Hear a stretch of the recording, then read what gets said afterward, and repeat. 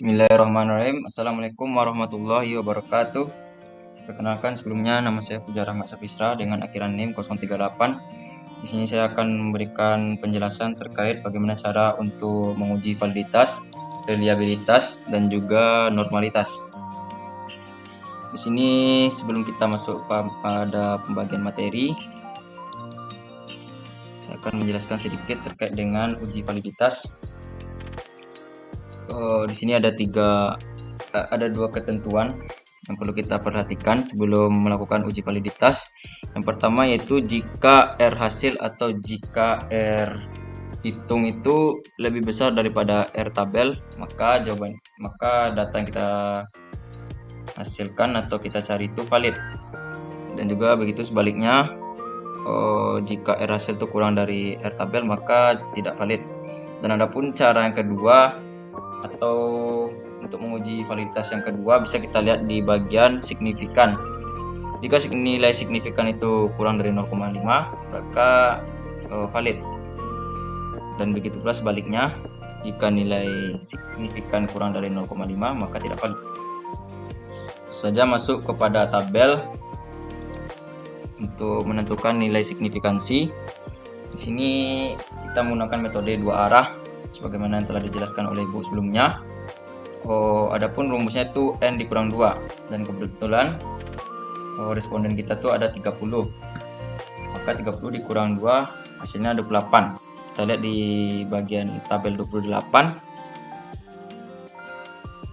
Hasilnya yaitu 0,3610.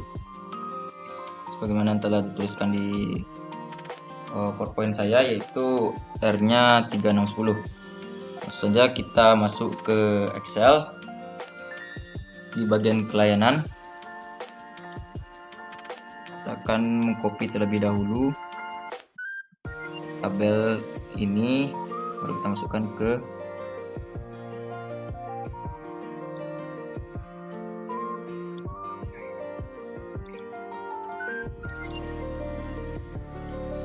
kita buka SPSS.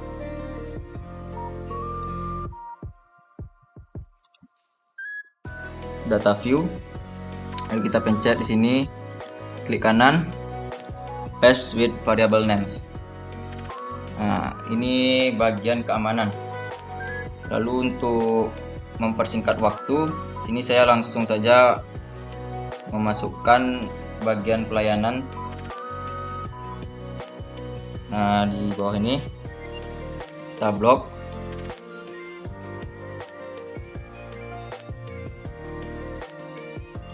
Lalu klik kanan, kita salin, lalu kita buka SPSS kita kembali dan klik kanan, paste with variable names. Nah, di sini sudah ada dua komposisi, yaitu di bagian keamanan satu dan juga di bagian pelayanan satu. Nah, yang pertama kita untuk menguji validitas tadi sudah saya jelaskan sebelumnya. Adapun cara untuk menguji validitas yang pertama yaitu kita pencet analyze, lalu correlate, dan kita pencet bivariate correlation. Lalu kita blok yaitu dengan cara shift panah ke bawah.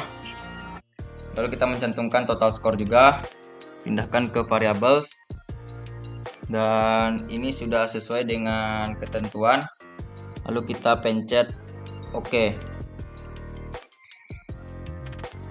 Maka keluarlah hasilnya yaitu 0,842 di bagian X2.1.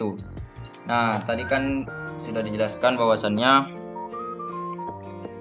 kalau misalkan R-nya itu lebih dari 0,3610, maka data yang kita temukan, yang kita hasilkan ini valid.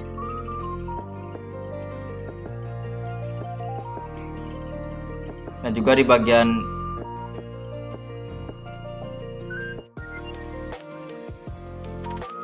signifikan juga itu kurang dari 0,05.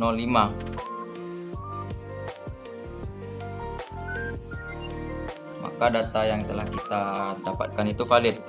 Dan juga kita akan melihat juga di bagian x2.2, x2.3, x2.4, x2.5.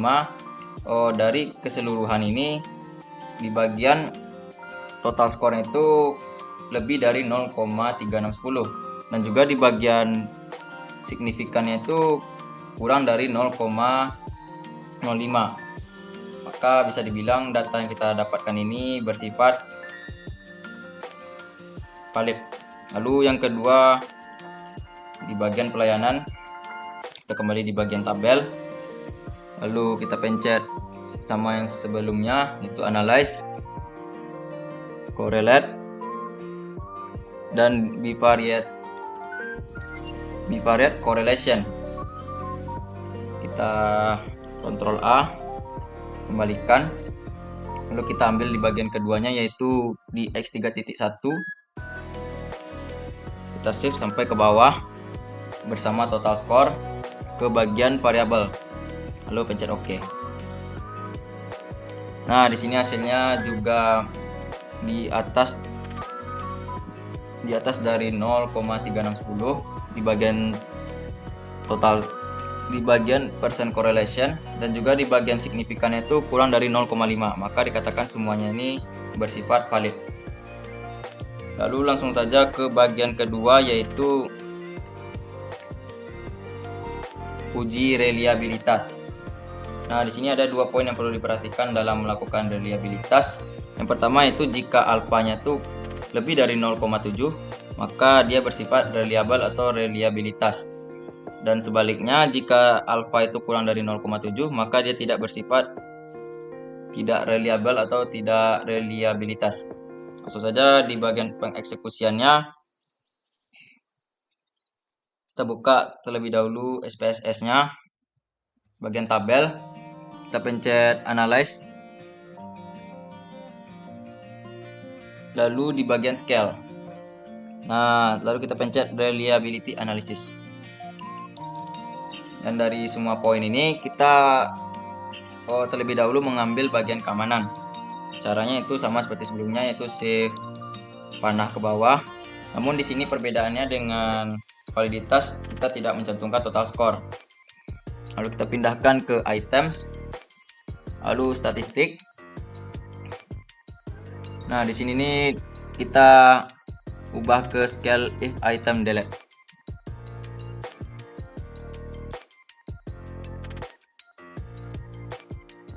Lalu continue. Jangan lupa kita untuk mencantumkan alpha di bawahnya ini, lalu pencet OK. Hasil yang telah kita dapatkan yaitu crossbar alfanya itu 0,855 dari 5 item. Nah, sebagaimana yang telah saya jelaskan sebelumnya,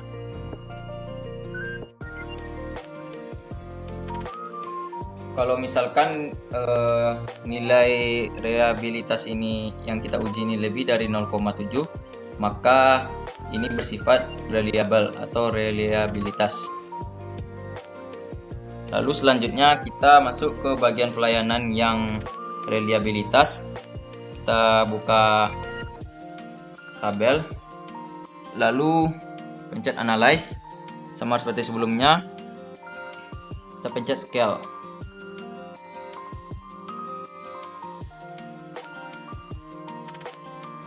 Lalu reliability analysis. Nah, kan tadi sudah kita pindahkan ke kanan, lalu kita Ctrl A untuk mengembalikannya ke tempat awal. Lalu kita ambil bagian yang kedua, yaitu bagian pelayanan, shift sampai X3.5. Kita pindahkan ke item. Nah, yang tadi itu kan sudah sesuai dan sama juga. Mungkin kita bisa langsung pencet OK. Nah, inilah hasil dari bagian pelayanan, yaitu sekitar 0,862 dari 5 item.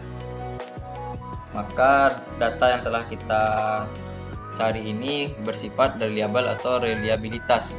Dan jikalau diuji sekali lagi maka hasilnya tetap sama. Maka kuesioner yang telah kita lakukan ini bersifat konsisten dan berkualitas. Nah, lalu kita masuk ke bagian normalitas.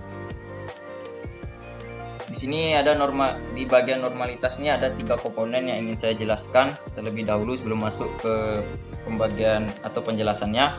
Yang pertama itu jika signifikan data yang didapatkan lebih atau sama dari 0,05 maka bersifat normal.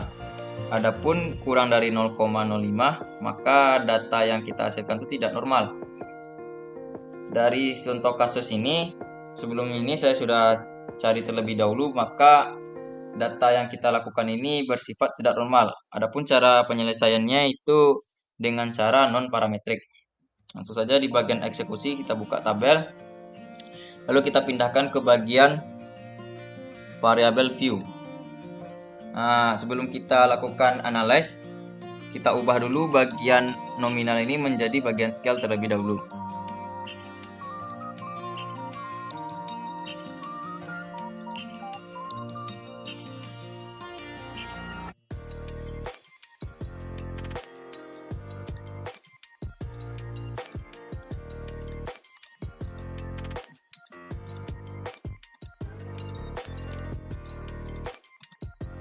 Nah, setelah kita ubah, baru kita lakukan analyze. Descriptive statistik. Lalu kita pencet explore. Setelah kita pencet explore, kita save. Sama seperti reliabilitas, kita tidak mencantumkan total score.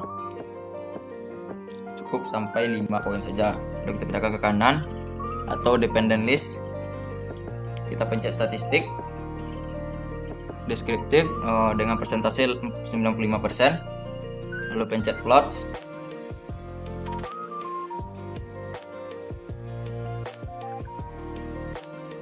Lalu jangan lupa kita untuk memilih atau mencentang normality plots with test. Continue. Lalu kita pencet OK.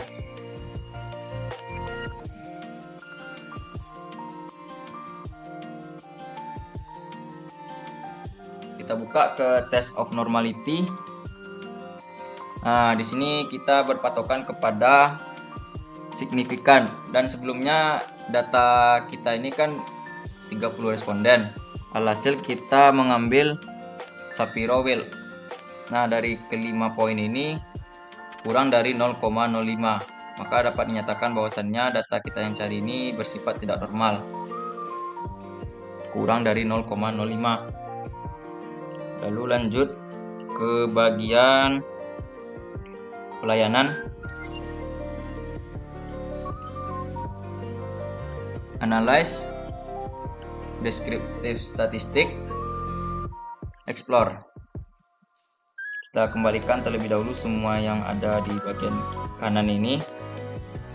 Ctrl A. Kembali. Kita ambil di bagian keduanya, itu bagian pelayanan. Save. Panah ke bawah, tapi tidak mencantumkan total score. Pindahkan ke kanan atau ke dependent list.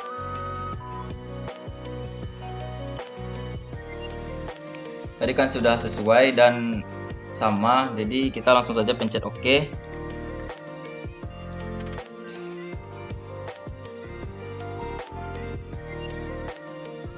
Kita buka test of normality. Nah, kan di sini hasilnya kelima-limanya tuh kurang dari 0,05. Maka data yang kita kumpulkan ini atau data yang telah kita hitung ini bersifat tidak normal. Dan cara penyelesaiannya yang sebagaimana telah saya jelaskan sebelumnya, yaitu dengan cara non parametrics. Mungkin itu saja penjelasan yang dapat saya sampaikan. Mohon maaf jikalau ada kesalahan. Semoga penjelasan yang saya jelaskan ini dapat bermanfaat bagi kita semua, dan semoga nilai statistik sosial saya mendapatkan nilai A. Wabillahi taufiq wal hidayah. Assalamualaikum warahmatullahi wabarakatuh.